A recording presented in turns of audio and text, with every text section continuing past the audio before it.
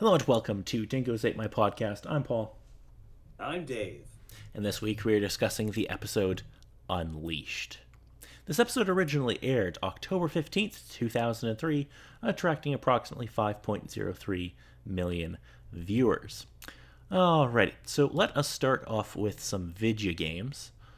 We don't have like a ton of stuff this week, but we do have some bangers. So, October 15th, the day this episode came out, if you were playing on the GameCube, PS2, or Game Boy Advance, you could buy Tak and the Power of Juju. Yes, because that was the series that happened. Was there more than one game? I think they managed to at least get the trilogy of games kind of going on. Really? Oh, there Yeah. was! Okay. Yeah, There was okay. also a case of a couple years later they managed a cartoon show. I did not know. I thought this was like a one and done thing. I did not know there was more than one game. Now, at the very most, they at least managed something with it, but again, it didn't much last. It was kind of the same with another particular mascot character, Ty the Tasmanian Devil, who managed a fair bit, but didn't last more than a trilogy. I don't remember that character at all. Okay. Um, October 17th, if you were a GameCube, PS2, or Xbox player, or if you were a PC gamer in Europe, you could pick up Judge Dredd, Dread versus Death. Yes, because that is a series. Yes, Judge Dredd is great, um, but actually, this might have all just been released in Europe at the time. But I mean, it's Judge Dredd, and Judge Dredd has some good stuff. But October 20th, if you were playing on the Xbox or GameCube, you could go pick up a little game called SSX3. Ah, yes, with the snowboardings. Yes. Did you ever play any of the SSX games? Not SSX, no. Oh, okay. I think I played 3 and Tricky, but I don't think I played any of the ones prior to that. They were fun. Like they're dumb, fun snowboarding games. Yes. Okay, October 21st, if you had a PS2, you could pick up a little game called Castlevania Lament of Innocence. Yes. Vaguely somewhat know of it, but it's kind of the case of not sure if this has actually kind of gotten into the case of a decent Castlevania game or they were still stuck on the 3D style games and they weren't exactly great. So this one looks like it's a 3D game from the graphics, but it got pretty strong reviews. Like, not some places actually scored it quite high. Like IGN gave it a 9 out of 10. GameZone gave it a 9 out of 10. The average put it at 79 out of 100. So it did okay, like review wise. It's supposed to be chronologically the first game in the series. Oh, geez, going into all those particular details. Which my knowledge of Castlevania is almost non-existent.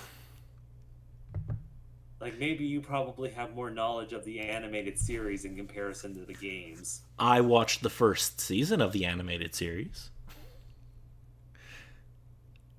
But yeah, I should actually watch more of it because I really like that cartoon, actually. Let us move on, though. Also on October 21st, if you had an Xbox, you could pick up a little game called Crimson Skies High Road to Revenge. Suppose it neat? I've got nothing. Oh, it was an Xbox exclusive. Yes, Xbox exclusive like fighter pilot game that took place in the 30s. I think they made a few of them. I think this was the sequel. Also on October 21st, if you had a PS2 or Xbox, you could pick up a little game called ESPN NBA Basketball. Basketball fun. I mean, it's part of it. Technically, it's part of the 2K NBA series, which, I mean, they're hit or miss, Meh. especially the last couple of years. But that's just, they've become infested with microtransactions. Yeah. Like, really fucking bad. Anyway, so our next game up, October 21st, if you were on a PS2, you could pick up SSX 3 for some reason a day after the other consoles. I don't know why. Most likely releasing issues. Yeah, I don't know. That's weird. Okay, so also on October 21st, if you had a GameCube, PS2, Xbox, or you were a PC gamer, you could pick up a little game called Teenage Mutant Ninja Turtles. Yes, with that particular re-release that they tried to do with the series.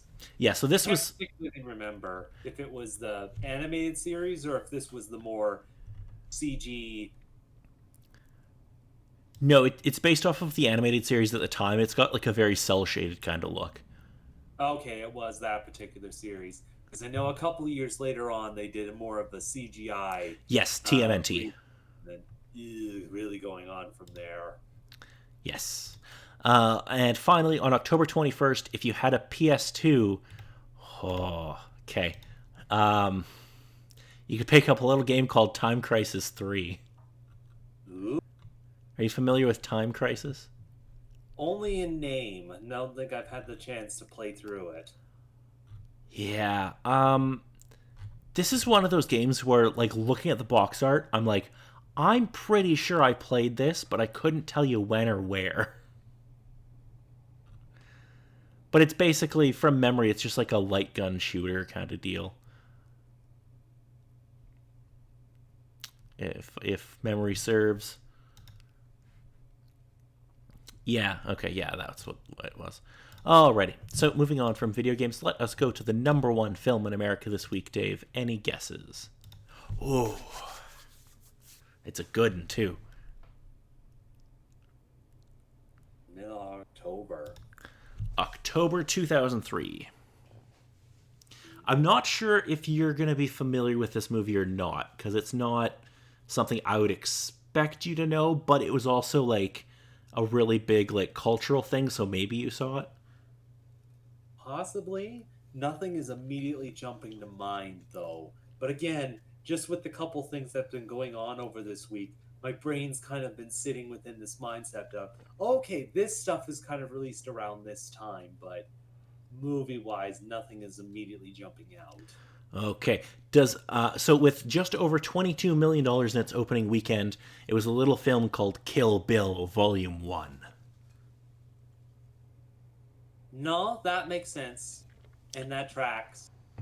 And also the case of it's a particular movie that I very much enjoy, can quote a couple particular lines from, and yeah, just on whole, it's very good. It's very fun for what it is. Okay, that was what I was like. I'm not sure if Dave ever saw Kill Bill, but it was a pretty big movie, so like maybe he did. Because I'm I like don't that. think it's a case of I saw it in theaters, but once it came out on the DVD and whatnot, I was like, yeah, I'm gonna add this to the collection. Okay, because it's kind of one of those movies where I'm like maybe, maybe not. Anyway, so let us go on to number one song in America at the time. Can't immediately remember the one from last week. So last week was a song called "Baby Boy" by Beyonce featuring Sean Paul.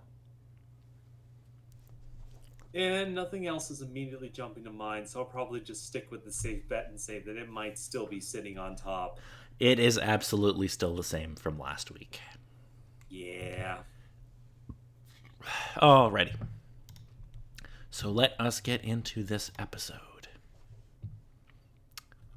Alrighty. So, a woman named Nina is bitten by a werewolf. Nina runs off before Angel kills the werewolf. As there are 2 more nights in which Nina may become a werewolf, she must be located. Since she will not know what is happening, Spike asks Fred to investigate his disappearances into the netherworld, which are lasting longer. Nina wakes up at home and heads to the kitchen. Her hearing is improved and she does not remember the bruise on her neck. She studies hamburgers that her sister Jill and niece Amanda are cooking and imagines slashing Amanda's neck. That night, Nina turns into a werewolf, but is abducted and sedated by Angel and Wesley. The next day, Nina wakes up in a cell. Angel shows her a video of herself as a wolf. She's upset with her condition and that she wanted to hurt Amanda. Nina asks whether he can cure her, and Angel admits that he cannot. Angel meets with Fred and Royce, who warn that Nina may hurt herself. She might be okay if they take her back home. The familiarity will calm her. Angel releases Nina with Fred. Fred tells Jill and Amanda that Nina left because Fred needed her help. Nina and Jill argue, and Nina leaves while Fred grabs things for her. They return to the van, but the security guards are dead. A man knocks Fred out and kidnaps Nina. At Wolfram and Hart, Royce sings Jesse's Girl for Lorne, who confirms that he is clean. The others try to figure out who grabbed Nina. Fred finds a vial in Royce's trash that contained calendula. I think I'm pronouncing that right. Royce suspected that he would have to sing for Lauren, so he took a drug to appear clean. Fred finds a menu for a restaurant entrepreneur named John Crane, whose employees abducted Nina after Royce informed him about her. Crane has gathered gourmets wishing to dine on werewolf meat. The gang heads to the banquet hall, and Angel frees Nina, but the gang is surrounded by men with guns. Nina turns into a werewolf, helping the group before Wesley tranquilizes her. Angel announces that they are leaving, but Crane declares that he promised his guests a werewolf. Werewolf Nina bites Royce's leg, and Angel points out that in a month, Crane will have another werewolf to eat. Crane considers this an acceptable resolution. Fred returns to her office to find Spike. He tells her that he's not sure he would return from the other world. Fred vows to find a way to keep him in the world. Angel drives Nina home as she asks how he lives with having killed people. Angel tells her that she will have to accept becoming a werewolf and does not have to tell Jill and Amanda until she is ready. Dun dun dun. So, what did we think of this episode, Dave? Whole was definitely interesting. With the little bit of a spoiler you gave last week, it was kind of the case of, how is this supposedly gonna go? But it handled it fairly good, though. It was kind of the case of, just with how they kind of played it, it seemed like two separate stories to really mush together too much. Because on the one hand, with her becoming a werewolf and trying to deal with that sort of knowledge now was definitely interesting and good for the whole Angel cast to kind of work with from there. But then it kind of goes into the silly aspect of a restaurant takes her to have her for a meal. It's like, it's like understandable. Also not very great guys. In the case of, yeah, the one guy that decided to lie to them is going to be the werewolf meal for when he turns. And it's like, Yeah, I kind of agree. I feel like the stuff with Nina, like coming to grips with becoming a werewolf, should have been an episode. And then you could have done the restaurant thing as like a B plot in another episode. Like it's not, there's not enough there to support its own episode. But I feel like they should have given more time to kind of like Angel having to kind of like explain everything to Nina and like her coming to grips with being a werewolf. That's just my impulse, though. That would have been how I would have handled this. Was we can do that part as like 10 minutes in another episode, like the whole restaurant thing. Yeah. But this episode should be focused on her like transformation and everything.